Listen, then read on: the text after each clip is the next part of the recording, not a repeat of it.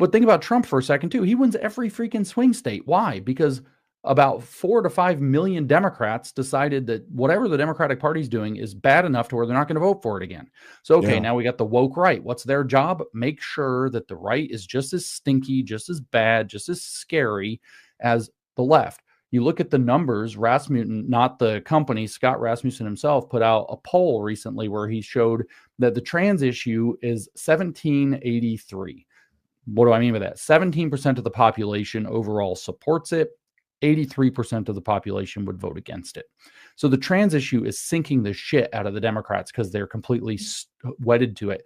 But then you come along and you look at Nick Fuentes and the stuff he says about Jews. What's the rate on that? 595. 95% of the population would vote against it.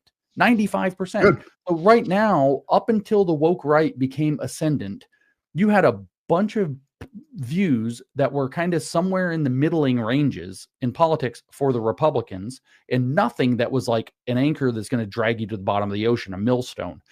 Well, the Democrats have a millstone. This trans issue is a millstone for them. Yes, it is. And it's going to take them to the bottom of the sea.